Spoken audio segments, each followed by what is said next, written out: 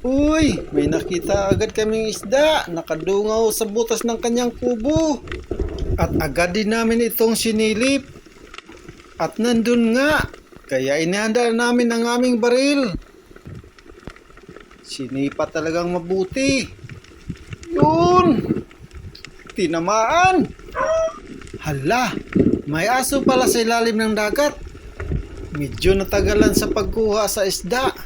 Buti na lang, maraming baong hangin. Uy, red grouper sono. Ang laki. Thank you, Lord. Sa biyaya. Malaking bigas na ito. Ay, pira pala. Ayan na! Oh, ang laki! Ang laki pero! Tagos! Laki na yung sono! Mga 2 kilo Siguro siguro! sono. Siguro. 2 kilo siguro yan. Hanap na naman kami ng ibang isda. Medyo napalalim kami. Yun, may tinira na kami.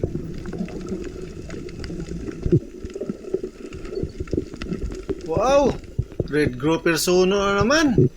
Ang dami talagang red grouper sono dito sa amin. Ang lalaki pa. Mga 1 kilot kalahati siguro ang laki nito. Ang laking lapo-lapo. Mga isang kilot kalahati. May nakita na naman kami. Nagtatago sa ilalim ng corals. Bullseye.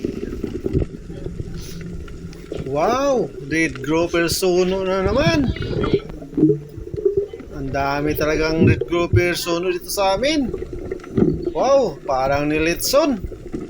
Grabe talaga tumira. Walang sablay. Pasok pa sa loob ng bunganga. Yan po, kinain niya yung pana. Para nilitson. Nadaanan pa namin na ang kapal ng tukmol. Ay, mulmol pala.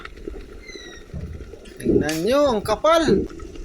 May nakita na naman kaming malaking isda. Bulls, ayan. Wow. Ang laki. Uy, sweet lips. Ang taba-taba ng isdang ito. Thank you, Lord.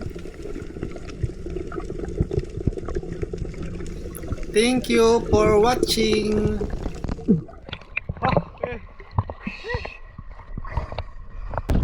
Tapos na po kami mamana.